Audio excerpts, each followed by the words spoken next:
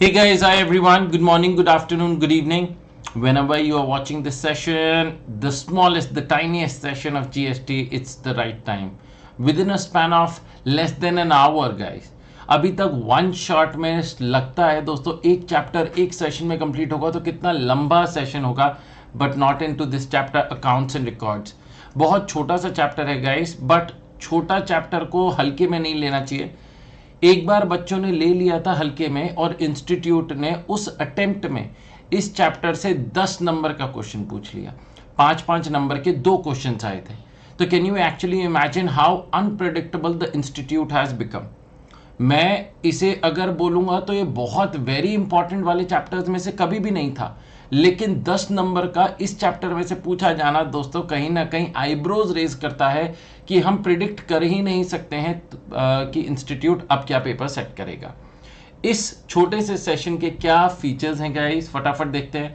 पूरा syllabus coverage है, fully amended है, छोटे छोटे प्रोविजंस के बाद एग्जाम्पल्स क्वेश्चंस डिस्कशन है, चैप्टर खत्म होने के बाद कुछ मल्टीपल क्वेश्चंस करवाए गए हैं, कोई भी ऐड नहीं मिलेगा through out the video, so that आप लोगों को अनइंटरप्टेड एक्सपीरियंस रहे और आप लोगों को पढ़ने में कोई भी दिक्कत ना हो. And finally share your feedback in the comment box. ये आप लोगों का वादा है दोस्तों that you will have to share your feedbacks once your session is over, कि आपको इस एक घंटे में कैसा लगा पढ़ने पे.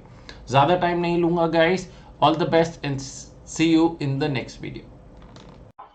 कहते हैं assessment in GST is mainly focused, इधर ध्यान से देखिएगा, assessment in GST is mainly focused on self assessment by the taxpayers themselves. मतलब सरकार ने क्लियर कट बोला है कि जो असेसमेंट है इन GST is mainly focused on self assessment by the taxpayers themselves. एक सेकंड होल्ड करिएगा, नहीं तो ये मेरे को फोन करते रहेंगे. Just give me a minute. Hello. हाँ हाँ भैया, वो 2 बजे रात को. हाँ जी ठीक है.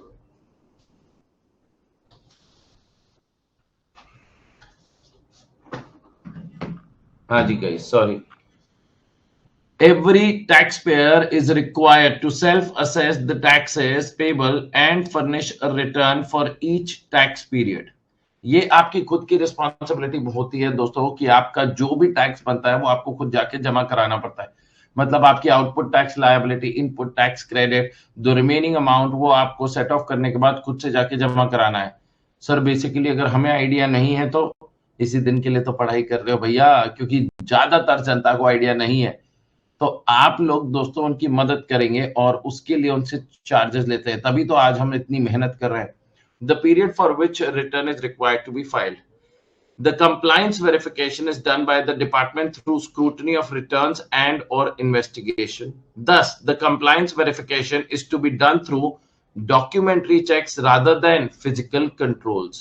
Documentary checks होते हैं दोस्तों सबसे पहले जो आप सिस्टम में अपलोड करते हैं. This requires certain obligations to be cast on the taxpayer for keeping and maintaining accounts and records. Such accounts and records may be used by the department for compliance verification. कहते हैं ये आप जो accounts and records होते हैं they will be used for compliance verification, कि भैया आपके इनवॉइसेस चेक करे जा सकते हैं एज एंड व्हेन रिक्वायर्ड कि सारी चीजें आर इन ऑर्डर और not.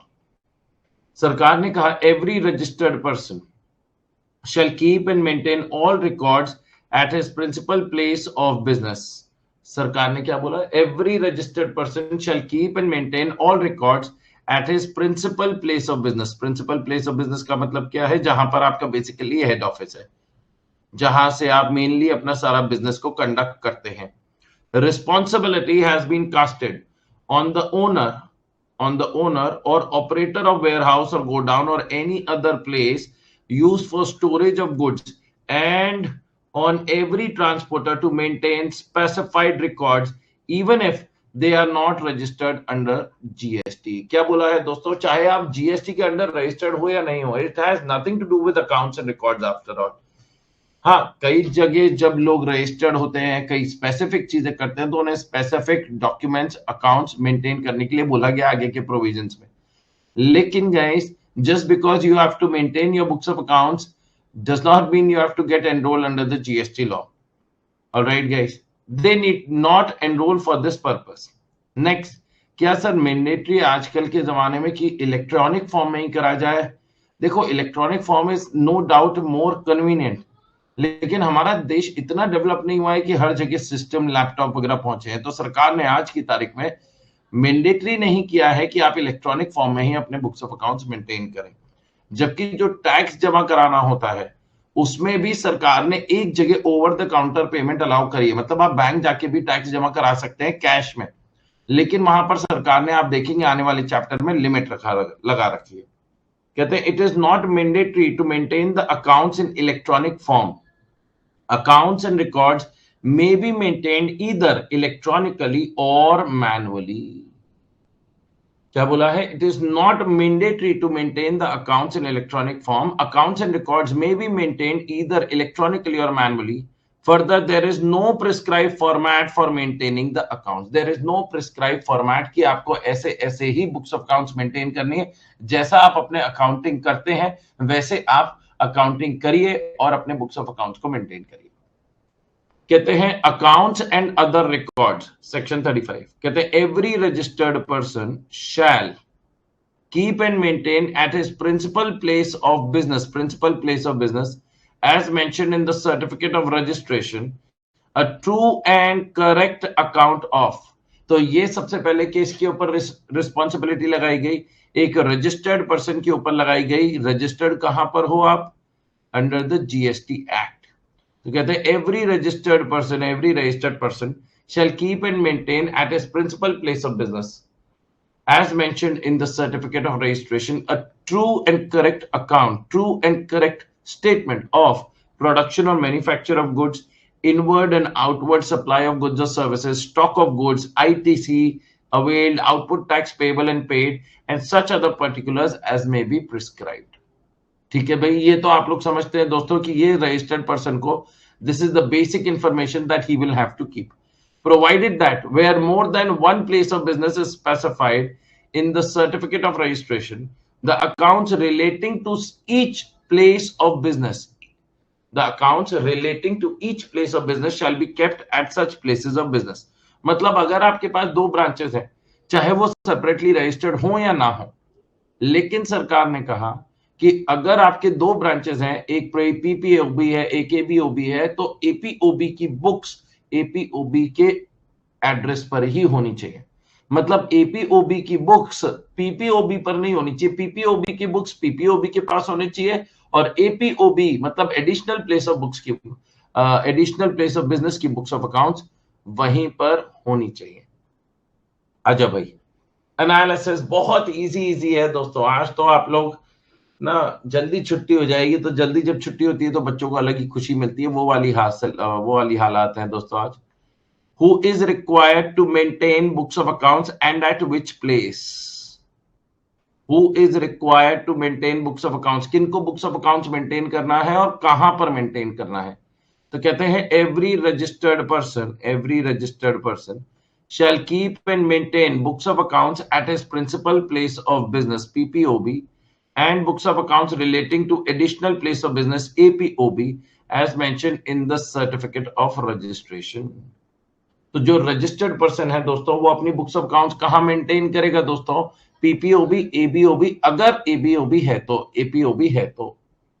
Where more than one place of business is specified in the certificate of registration, the accounts relating to each place of business shall be kept at such places of business. Unless proved otherwise, दोस्तों ये point बड़ा अच्छा है दोस्तों, इससे जुड़ा हुआ 2 marker में क्वेश्चन आ सकता है। अनलेस प्रूव्ड अदरवाइज, अगर आपके यहां कोई फिजिकल वेरिफिकेशन हुई, रेड पड़ी, सर्वे हुआ, इंस्पेक्शन हुआ, इंक्वायरी हुई, और आपके यहां other than the books of accounts कुछ और डॉक्यूमेंट्स भी मिले, तो क्या वो डॉक्यूमेंट्स को भी आपके बुक्स ऑफ अकाउंट्स का ही दर्जा दे दिया जाएगा? समझ रहे हैं? मतलब कुछ डॉक्यूमेंट्स ऐसे मिले हैं जहां पर ट्रांजैक्शंस को तब्दील किया गया या ट्रांजैक्शंस को छुपाने की कोशिश करी गई थी। ये ट्रांजैक्शंस अभी तक जीएसटी पोर्टल पर क्यों नहीं अपडेट हुए? ये ट्रांजैक्शंस आपके बुक्स ऑफ अकाउंट्स में क्यों नहीं है? तो ये माना जाएगा कि अगर कोई डॉक्यूमेंट रजिस्टर या कोई भी books of accounts are found at the premises of the registered person, तो क्या उन्हें भी बुक्स ऑफ अकाउंट्स का ही दर्जा माना जाएगा? हाँ जी, माना जाएगा। कहते हैं if any accounts register or any books of accounts belonging to a registered person are found at the premises at any premises other than those mentioned in the certificate of registration, they shall be presumed to be maintained by the said registered person. क्या presume कर लिया जाएगा दोस्तों कि maintain किया गया है by the said registered person? The answer is yes. Which accounts and records are required to be maintained? Which accounts and records are required to be maintained? A, B, C, D, E, F. दोस्तों ये वही points हैं जो ऊपर पढ़कर आए. Production और manufacture से जुड़ा हुआ inward and outward supply of good stock, ITC output act and such other particulars as may be prescribed. Fair enough. The commissioner may notify a class of taxable persons to maintain additional accounts or documents for such purpose as may be specified therein. क्या बोला है दोस्तों कि commissioner चाहे तो आपको additional accounts बनाने के लिए भी बोल सकता है. और एडिशनल अकाउंट से जुड़ा हुआ दोस्तों सेक्शन 35 सबसेक्शन 3 में बताया भी कि कमिश्नर ने कौन कौन से एडिशनल अकाउंट्स आपको मेंटेन करने की जरूरत है. कई बच्चों की बुक्स में दोस्तों यहां पर एक और पैराग्राफ है दोस्तों, यहां पर एक और पैराग्राफ है, 3 लाइन का पैराग्राफ है. वो मैंने यहां से उठाकर दोस्तों उस पैराग्राफ को आगे कवर अप किया है दोस्तों यहां पर सेक्शन 35(4) में. तो ऐसा नहीं है कि वो पैराग्राफ गायब हो गया, वो थोड़ा सा ना उसकी जगह यहां पर मोर एप्रोप्रिएट लग रही थी, इसीलिए मैंने यहां पर उसे मेंशन किया. तो हम सेक्शन 35(4) अभी पढ़ लेते हैं साथ में.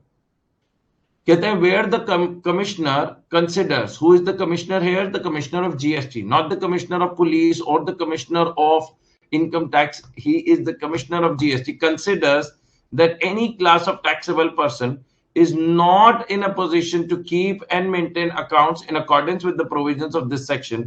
He may, for the reasons to be recorded in writing, permit such class of taxable person to maintain accounts in such manner as may be prescribed. क्या बोला है दोस्तों? Where the commissioner considers that any class of taxable person is not in a position, कि अगर कोई इंसान books of accounts maintain करने की पोजीशन में नहीं है and he has valid reasons to do so, तो इन दैट केस कमिश्नर चाहे तो for the reasons to be recorded in writing exempt करेगा इन टैक्सेबल पर्संस को कि अच्छा ये मेंटेन नहीं कर पा रहे तो चलो इसकी जगह ये बुक्स ऑफ अकाउंट्स मेंटेन कर लो, या इतनी भी बुक्स ऑफ अकाउंट्स मेंटेन कर लोगे तो हमारा काम चल जाएगा. ऑलराइट गाइस, तो यहाँ छोटा सा रिलैक्सेशन, एक पावर दी गई है कमिश्नर को कि अगर तुम्हें लगता है कि सामने वाला बंदा is not in a position to maintain such books of accounts as are required in the above subsections, तो इन दैट केस आप चाहो तो उसके लिए थोड़ा सा रिलैक्सेशन कर सकते हो. तो where the commissioner considers that any class of taxable person is not in a position to keep and maintain accounts in accordance with the provisions of this section, he may, for the reasons to be recorded in writing, permit such class of taxable persons to maintain accounts in such manner as may be prescribed.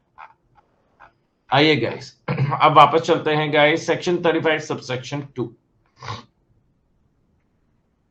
ये क्या बोलता है? कहता है every owner or operator of warehouse or godown or any other place used for storage of goods and every transporter irrespective of whether he is registered or not. तो चाहे warehouse keeper हो या ट्रांसपोर्टर हो, आप चाहे GST में registered हो या ना हो, shall maintain records of the consigner, consignee and other relevant details of the goods in such manner as may be prescribed. अब दोस्तों मैं जब भी आप लोगों को कोई बुक्स ऑफ अकाउंट्स को यहां पर जैसी रटने बोलूंगा ना कि क्या क्या बुक्स ऑफ अकाउंट्स एक वेयरहाउस कीपर को दोस्तों रखनी चाहिए, क्या क्या बुक्स ऑफ अकाउंट्स एक ट्रांसपोर्टर को मेंटेन करना चाहिए, तो क्योंकि अभी तो आपको वेयरहाउस कीपर और ट्रांसपोर्टर नजर आ रहा है, नीचे दोस्तों रजिस्टर्ड पर्सन के केस में कुछ एडिशनल बुक्स ऑफ अकाउंट्स है, फिर एजेंट आ जाता है, मैन्युफैक्चरर आ जाता है, सर्विस प्रोवाइडर आ जाता है, पर्सन एग्जीक्यूटिंग वर्क्स कॉन्ट्रैक्ट आ जाता है. तो आप इन सब लोगों की बुक्स ऑफ अकाउंट्स को याद कर पाना मुश्किल हो जाएगा, क्योंकि एक दो को याद नहीं करना, आपको 7 लोगों की अलग अलग बुक्स ऑफ अकाउंट्स कौन कौन सी मेंटेन करनी है वो याद रखना है. तो अब हम कैसे याद रखें राठी जी? आप वो इंसान बन जाओ, आप वो इंसान ही बन जाओ, मतलब आप वेयरहाउस कीपर बन जाओ. मानो कि आपका वेयरहाउस है, तो अगर आपके वेयरहाउस में लोग आके सामान रखवाते हैं तो आप क्या क्या इंफॉर्मेशन अपने बुक्स ऑफ अकाउंट्स में रखोगे, थोड़ा सा लॉजिकली सोचना। आप सामान की डिटेल्स रखोगे, इंसान की डिटेल्स रखोगे, सामान किस दिन आया, किस दिन गया, ये सारी डिटेल्स ही तो रखोगे ना यार। और क्या डिटेल्स रखोगे, मैं तो बहुत लॉजिकल इंसान हूं, मैं आप लोगों से रटने नहीं बोल रहा, मैं तो आपको बोल रहा हूं become a warehouse keeper, become a transporter. अगर आप ट्रांसपोर्टर हो तो ट्रांसपोर्टर कौन कौन से बुक्स ऑफ अकाउंट्स रखेगा, यही रखेगा ना भैया मैंने किसके यहां से सामान लेकर गया, किसके यहां सामान लेकर जा रहा हूं, कौन सा सामान लेकर जा रहा हूं, उस सामान पर कौन टैक्स पे करेगा, क्योंकि ट्रांसपोर्टर के केस में रिवर्स चार्ज मैकेनिज्म का भी सिनेरियो बनता है। आप और क्या इंफॉर्मेशन ट्रांसपोर्टर से एक्सपेक्ट करते हो, यही एक्सपेक्ट करते हो ना गाइस। तो यही सारी चीजें दोस्तों आपको एक प्रॉपर बेसिक इंग्लिश में लिखना है। आइए guys, analysis of section 35(2). Every owner or operator of a warehouse or godown shall maintain books of accounts with respect to the period for which particular goods remain in the warehouse, including the particulars relating to dispatch, movement, receipt, disposal of such goods. Next, the owner or the operator of the godown shall store the goods in such manner that they can be identified item wise and owner wise. They can be identified item wise and owner wise and shall facilitate any physical verification or inspection by the proper officer on demand. तो क्या बोला है, the owner और the operator of the godown shall store the goods. दोस्तों जो owner है वो goods को इस तरीके से स्टोर करे कि ओनर वाइज और आइटम वाइज आइडेंटिफाई होना चाहिए। अगर वहां पर दोस्तों प्रॉपर ऑफिसर पहुंचा और प्रॉपर ऑफिसर फिजिकल वेरिफिकेशन कर रहा है तो कह रहे राठी जी ने सामान रखवाया था, कहां है राठी जी का सामान। अच्छा, राठी जी की बात कर रहे, राठी जी या लाठी जी, कह रहे अरे लाठी नहीं लाहौटी जी। अरे सुनाई कम देता है क्या वेयर हाउस वाले, राठी जी उनका सामान कहाँ है। ऐसा करिए ऑफिसर साहब, आप इधर चले जाइए ढूंढने, मैं इधर चला जाता हूं ढूंढने और हम दोनों ढूंढते हैं, तो देखते हैं जिसको पहले मिलेगा उसको वो जीत जाएगा। वही ऑफिसर ने निकाल के कुटाई करी दोस्तों। क्या ऐसा होगा, क्या ऐसा होगा क्या, नहीं गए। तो सरकार ने कहा है कि operator of the godown shall store the goods in such manner that they can be identified item wise and owner wise and shall facilitate any physical verification or inspection. All right guys, next, enrollment if not registered under the GST। कहते हैं अगर आप GST में registered नहीं हो तो just in order to keep your accounts and records you need not get yourself registered under the GST law. But क्या आपको एनरोलमेंट लेना पड़ता है दोस्तों on the GST portal as a warehouse keeper, as a transporter. कहते हैं yes, if such persons are not already registered they shall obtain a unique enrollment number by applying electronically in form GST ENR 01 at the GST common portal. और ये enrolment का मतलब ये नहीं है कि आप जीएसटी में रजिस्टर्ड हो गए अब आपको जीएसटी चार्ज करना, नहीं। एनरोलमेंट में बस आप अपना नाम, पता, अपनी इंफॉर्मेशन देते हैं कि भैया मेरा वेयर हाउस कहाँ है, मैं किस तरीके का ट्रांसपोर्टर हूं, मेरे ट्रक नंबर ये है, वो सारी इंफॉर्मेशन दी जाती है दोस्तों on the portal. Any person engaged in the business of transporting goods, shall maintain records of goods transported, delivered, and goods stored in transit by him, along with GSTIN of the registered consignee for each of his branches। तो दोस्तों अगर आप transporter हो तो कौन से goods transport करे हैं, कहां डिलीवर करे हैं, अगर कोई स्टोर्ड इन ट्रांजिट है तो ये वाली इंफॉर्मेशन देनी पड़ेगी, along with the details of the registered consignor मतलब जहां से आपने गुड्स उठाए, जो गुड्स बेच रहा है, जो गुड्स भेज रहा है, टू द कंसाइनी होता है जो गुड्स रिसीव कर रहा है। तो एज अ ट्रांसपोर्टर सोचेंगे guys, what are we gonna think, we are gonna think as a transporter, and once you start thinking as a transporter it becomes comparatively very easy. Section 35(3) कहते हैं the commissioner may notify a class of taxable persons to maintain additional accounts और documents for such purpose as may be specified therein. कहते हैं commissioner notify करेगा कई class of taxable persons को to maintain additional accounts, कि आप additional accounts maintain करिए, जिसमें सबसे पहला आएगा दोस्तों एनालिसिस ऑफ सेक्शन 35(3) में रजिस्टर्ड पर्सन।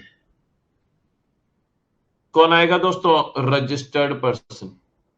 कहते हैं in addition to the particulars mention in section 35(1) the rules also provide that the registered person is required to maintain a true and correct account। क्या मेंटेन करना है दोस्तों?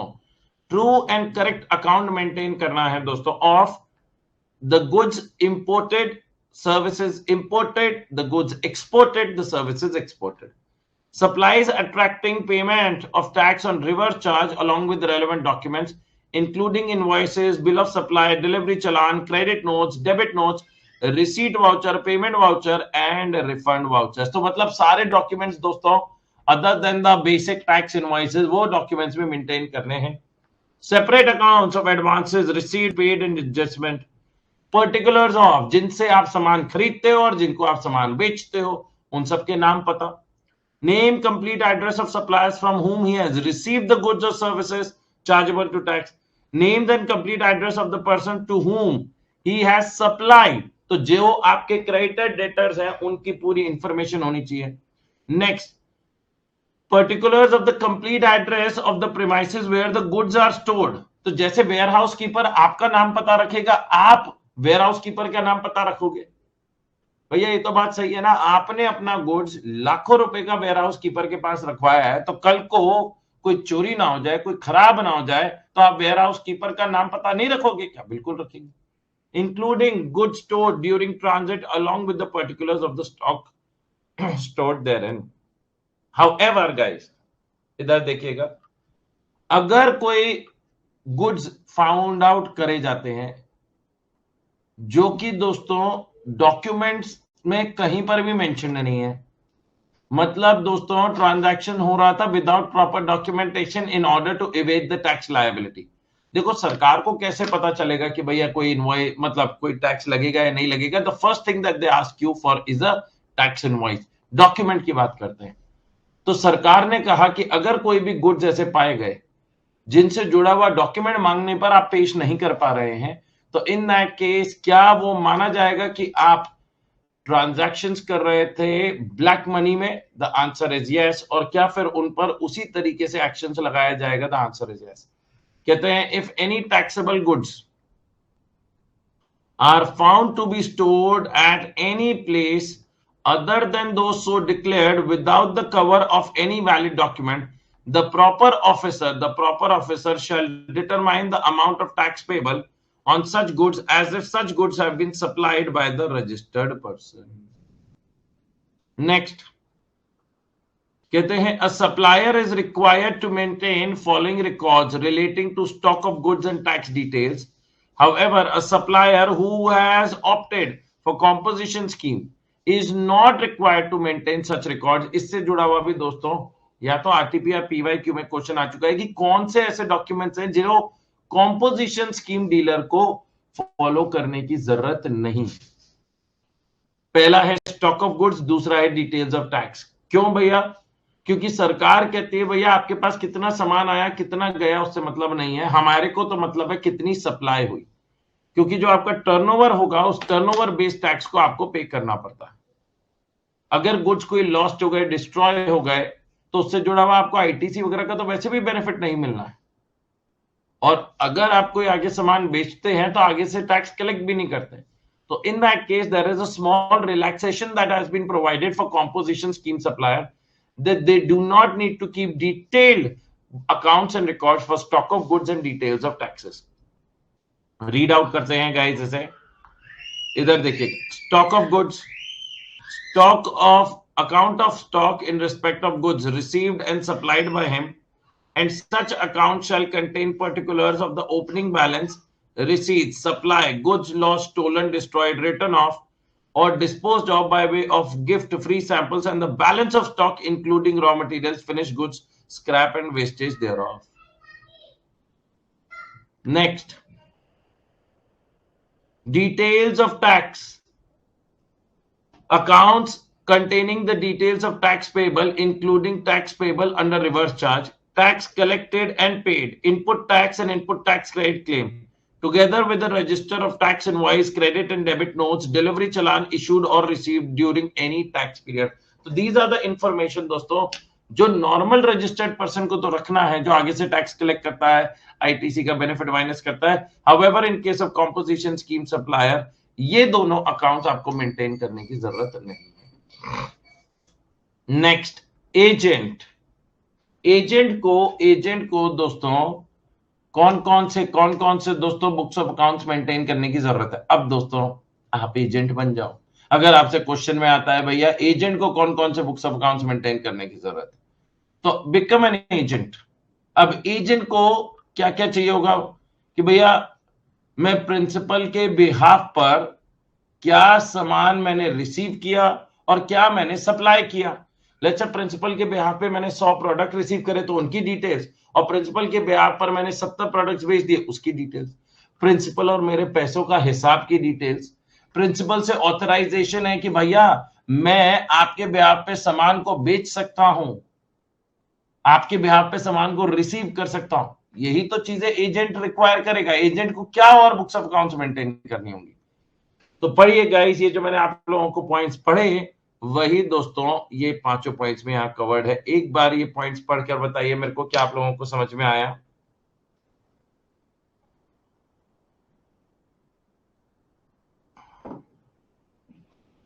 फटाफट पढ़िए guys, फटाफट. 1 मिनट टू यू गाइस. अच्छा भाई, manufacturer. Everyone, manufacturer को क्या क्या बुक्स ऑफ अकाउंट्स मेंटेन करनी पड़ेंगी. अब अगर आप मैन्युफैक्चरर बन जाते हैं तो एज अ मैन्युफैक्चरर सोचना गाइस, मतलब अगर आप फैक्ट्री में मशीनरी में अपना प्रोडक्ट डालते हैं, इधर से कुछ और उधर से कोई और सा प्रोडक्ट बनता है, मतलब आप मैन्युफैक्चरिंग एक्टिविटी कर रहे हो. लकड़ी से फर्नीचर बना रहे हो, कपड़े से शर्ट बना रहे हो, इसे मैन्युफैक्चरिंग एक्टिविटी कहेंगे. सरसों से सरसों तेल निकल रहा है, दिस इज मैन्युफैक्चरिंग एक्टिविटी. तो अपार्ट फ्रॉम अदर रिकॉर्ड्स, जो other records at the time of supply, ITC, output tax liability, इससे जुड़ा हुआ तो आपको बनाना ही बनाना है. ये तो एक नॉर्मल रजिस्टर्ड पर्सन कर ही रहा है.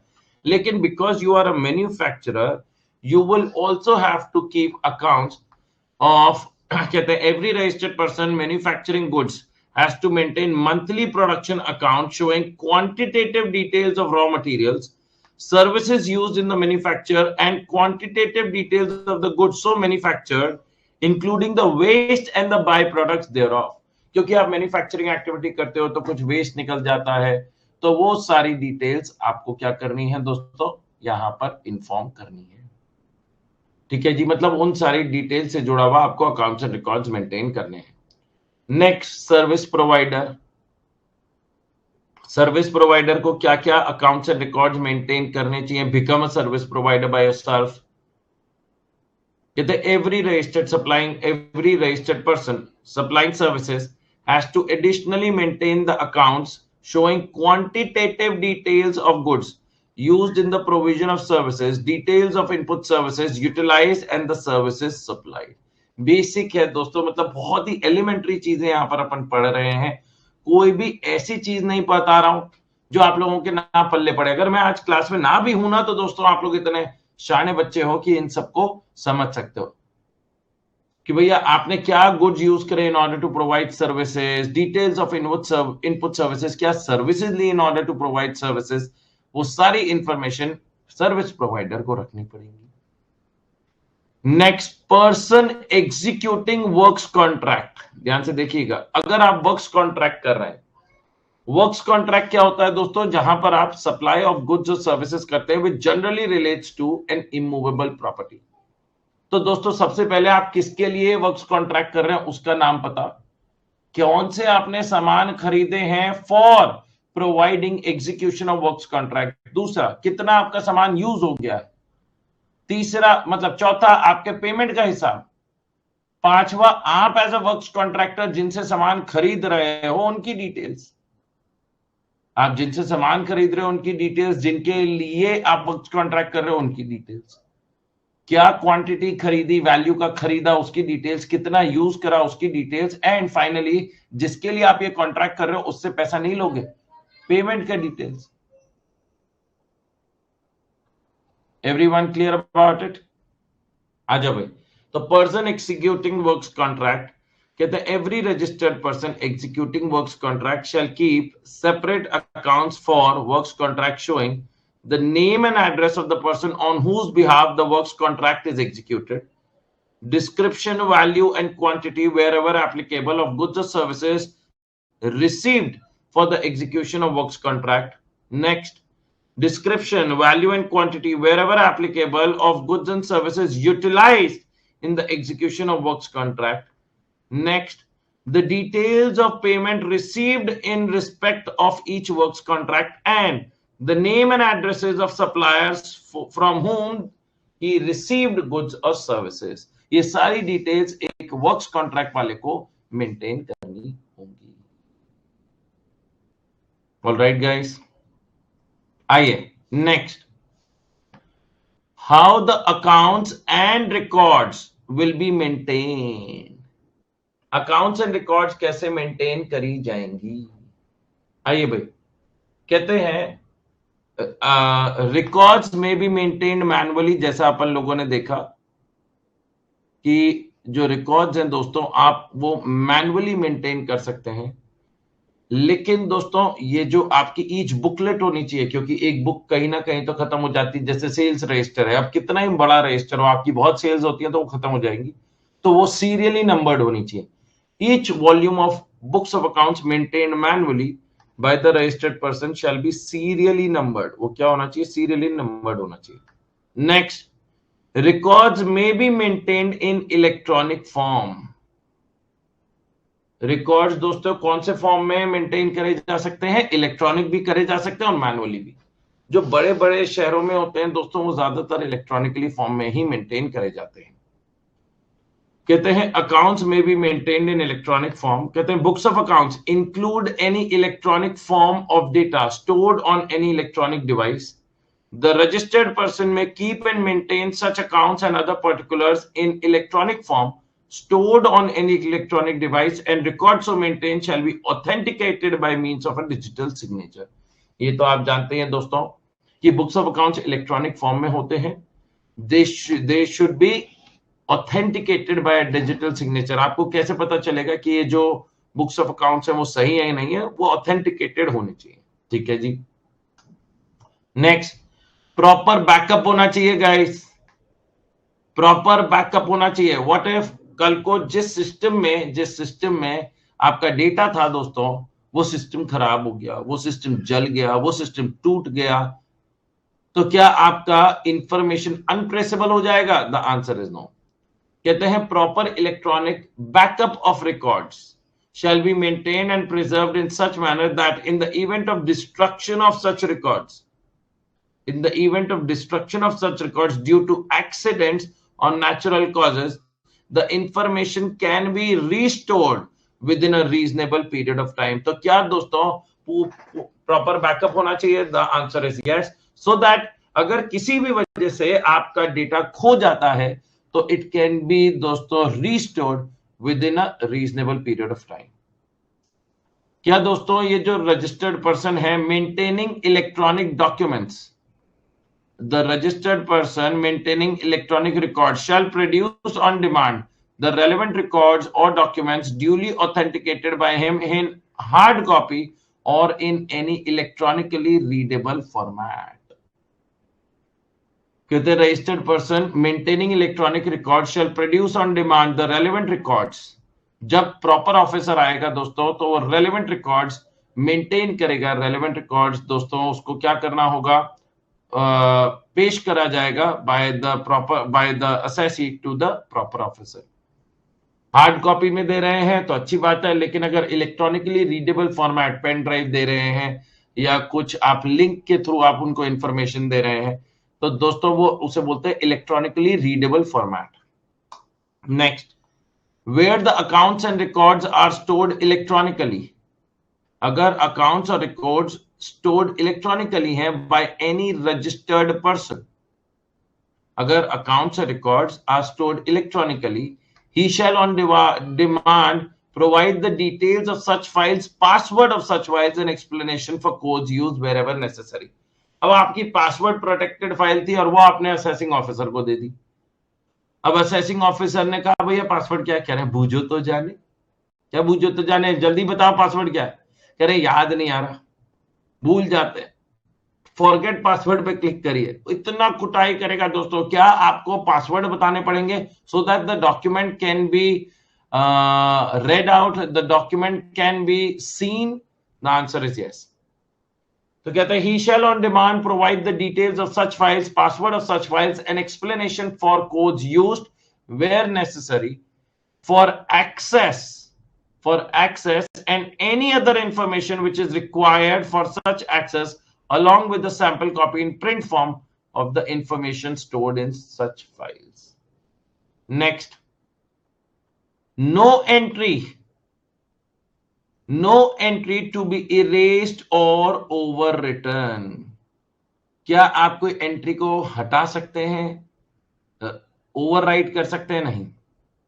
अगर कोई गलती हुई है तो उसे रेक्टिफाई करिए। ऑलराइट गाइस, कहते हैं any entry in register accounts and records shall not be erased, effaced और overwritten. All incorrect entries other than those of clerical nature, जैसे एक जीरो अमाउंट आपने कम लिख दिया, 10,000 लिख दिया, 1 लाख लिखना था तो एक जीरो वहां पर आप बढ़ा सकते हैं। Shall be scored out under attestation and thereafter correct entry shall be recorded. क्या बोला है? All entries otherwise than those of clerical nature shall be scored out. Scored out मतलब अगर आप क्रॉस कर रहे हैं तो हटाइए उसे और वहां पर अटेस्टेशन दीजिए कि भैया ये एंट्री हटाई गई है। तो जो लेट्स से अकाउंट्स मैनेजर होगा या जो ऑथराइज रिप्रेजेंटेटिव होगा वहां पर वो सिग्नेचर करेगा कि भैया ये एंट्री हटाई गई है because of this reason, and then the correct entry shall be recorded. Where the register and documents are maintained electronically, a log of every entry edited or deleted shall be maintained. अगर दोस्तों electronically maintain कर रहे हैं तो वहां कहां कोई sign करेगा सर? सिस्टम पे, लैपटॉप पे थोड़ा ना साइन कर देगा या पीसी पे थोड़ा ना साइन कर देगा। तो इन दैट केस सरकार ने क्या बोला? Where the register and other records are maintained electronically, a log of every entry edited or deleted shall be maintained. आजा भाई, last section 35 subsection 6 eight intermediate level इसका कोई लेना देना नहीं, और वो मैं बताता हूं कि कहा सरकार ने कि भाई साहब अगर आपको अकाउंट्स एंड रिकॉर्ड्स मेंटेन करने थे and you fail to maintain the accounts and records, in that case the proper officer वो आपके ऊपर बताएगा, मतलब एक तरीके से पीनल प्रोविजंस आपके ऊपर लगेंगे and you will be liable to pay tax under section 73, 74 and 74A। Alright guys, लेकिन ये सेक्शन 73, 74 एंड 74A हमारे दोस्तों इंटरमीडिएट सिलेबस में नहीं है, ये हमारे फाइनल के सिलेबस में है। तो इसीलिए दोस्तों हमारे एग्जामिनेशन पॉइंट ऑफ व्यू से इसका कोई भी रेलेवेंस नहीं है। कहते हैं where the registered person fails to account for the goods and or services in accordance with the provisions of section 35(1), the proper officer shall determine the amount of tax payable on the goods or services or both that are not accounted for as if such goods and services or both have been supplied by such person and the provisions of section 73, 74, 74A as the case may be shall mutatis mutandis apply for determination of such tax. Final level पे हमारे लिए relevant नहीं है guys, हमारे लिए relevant नहीं। Next, period of retention of accounts, इससे जुड़ा हुआ अभी तक क्वेश्चन नहीं आया गाइस, इससे जुड़ा हुआ आना चाहिए कि कितने टाइम तक आपको अपने बुक्स ऑफ अकाउंट्स को मेंटेन करना है। लेट्स से एक फाइनेंशियल ईयर क्लोज हो गया, उससे जुड़ी हुई सारी रिटर्न फाइल हो गई, रिटर्न प्रोसेस हो गई, और अब हम न्यू फाइनेंशियल ईयर में आ गए हैं, जो आईटीसी वगैरह था हमने सब यूटिलाइज कर लिया है। तो क्या अब पुरानी बुक्स ऑफ अकाउंट्स में दोस्तों तेल डाल के जला दें या उसे अभी संभाल के रखनी है? संभाल के रखनी है।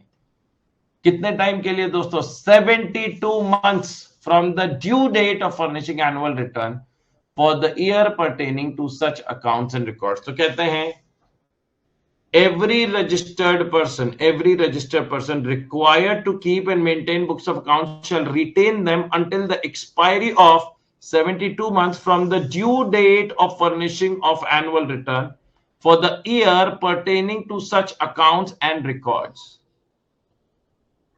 तो अगर दोस्तों आपका फाइनेंशियल ईयर, अगर आपका फाइनेंशियल ईयर 2024-25 है, लेट्स से 25-26 ले लेते हैं, 25-26, तो इसकी आपको एनुअल रिटर्न कब तक भर देनी है? 31 दिसंबर 2026 तक भर देनी है।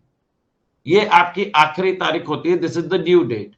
और इन्होंने बोला है due date of furnishing annual return से 72 मंथ्स, मतलब अगर प्लस 72 मंथ्स कर दूं यहां से, तो फॉर द फाइनेंशियल ईयर 25-26 आपको अपनी बुक्स ऑफ अकाउंट्स कब तक मेंटेन करनी है? 31/12/2032 2032 तक मेंटेन करके रखनी होगी। 31/12/2032, that's a very handsome amount of time guys. ये तो बहुत ही ज्यादा सरकार ने बोला है कि बुक्स ऑफ अकाउंट्स मेंटेन करके रखिए for such a long period of time. However दोस्तों, अगर कोई अपील फाइल हुई है, ध्यान से देखिएगा, however where an appeal, revision, proceeding, investigation is under way. अगर आपकी बुक्स ऑफ अकाउंट्स के या आपके खिलाफ केस ओपन हो गया है, तो सरकार ने क्या बोला? लेट्स से कोई प्रीवियस ईयर था जिसमें दोस्तों इंफॉर्मेशन नहीं है, तो कहते हैं where an appeal, revision, proceeding और investigation is under way, then books of accounts to be retain till 1 year after disposal of appeal, revision, proceeding, investigation, or 72 months from the due date of furnishing annual return. क्या बोला है? 1 year after disposal और 72 months। 72 months का तो वही time period है दोस्तों जो अभी निकाला, विच एवर इज लेटर। तो अगर दोस्तों लेट्स से फाइनेंशियल ईयर 25-26 का दोस्तों 25-26 का केस ओपन हुआ, इन्वेस्टिगेशन हुआ दोस्तों, प्रोसीडिंग्स चली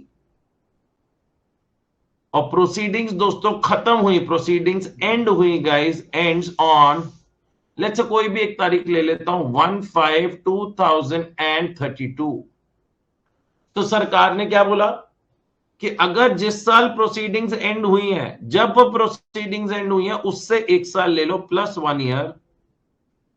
1 year which will come out to be 1/5/2033 और 31/12/2032 जो इस साल की ड्यू डेट है, which ever is later।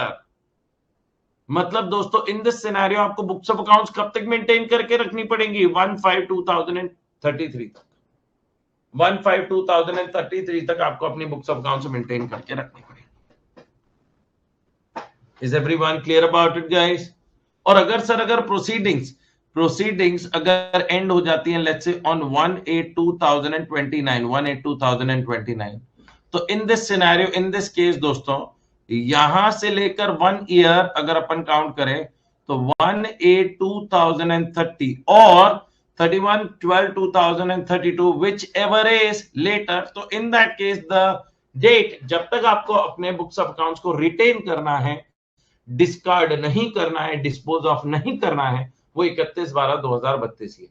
तो सरकार ने बहुत टाइम दिया है अपने आप को कि भाई साहब अगर कोई ईयर क्लोज हो भी गया और 2 साल 3 साल 4 साल बाद जाके पता चलता है कि इस साल इंसान ने चोरी करी थी, तो क्या हम उस साल के अगेंस्ट भी प्रोसीडिंग्स कर सकते हैं? हाँ जी। और क्या हम उस साल की सामने वाले से बोलेंगे ला अकाउंट्स दे, एक बार हमें फिर से चेक करना है, क्योंकि सामने वाले को बोल रखा है तुम अकाउंट्स को डिस्कार्ड नहीं कर सकते।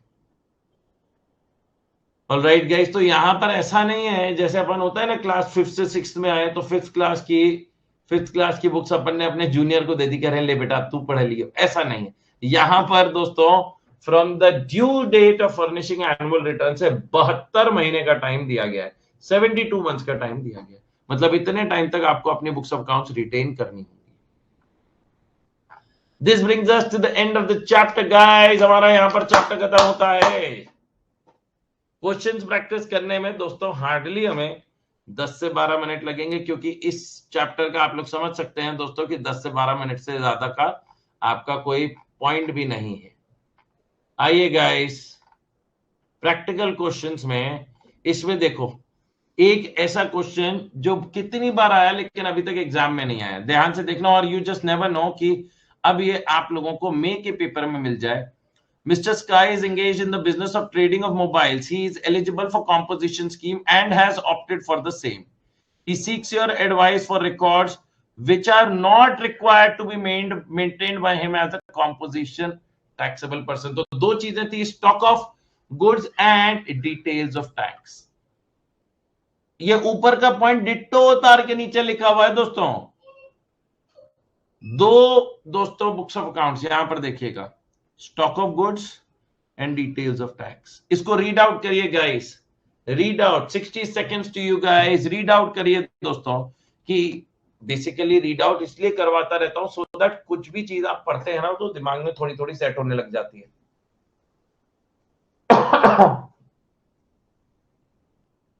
एक अटेम्प्ट में दोस्तों मैं मतलब इंस्टीट्यूट का भी पेपर सेटर जो होता है थोड़ा सा कई बार पागल हो जाता है। एक अटेम्प्ट में इंस्टीट्यूट के पेपर सेटर ने 2 क्वेश्चन इस चैप्टर से पूछ लिए 10 नंबर के। मतलब होता है ना कि बिल्कुल ही कोई पागल ही है पेपर सेटर। ये सबसे छोटे चैप्टर, आई विल नॉट से irrelevant but I will say the least important chapter.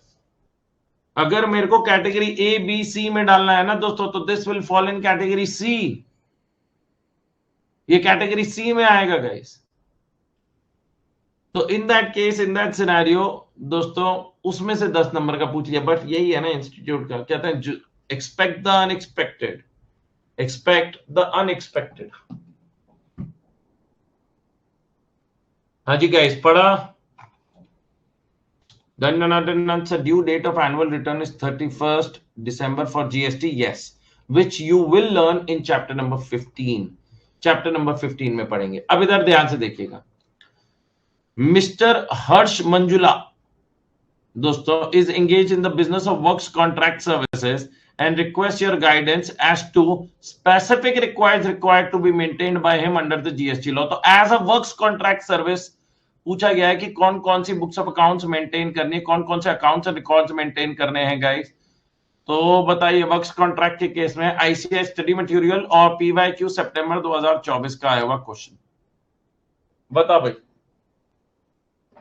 Mister Harsh Manjula executing, ध्यान से देखिएगा, executing works contract shall keep separate accounts for works contract showing the names, addresses of the person on whose behalf the works contract is executed, description, value, quantity wherever applicable of goods services received for the execution of works contract, description, value, quantity wherever applicable of goods services utilized in the execution of works contract, details of payment received in respect of each works contract, and the names and addresses of suppliers from whom he received goods or services।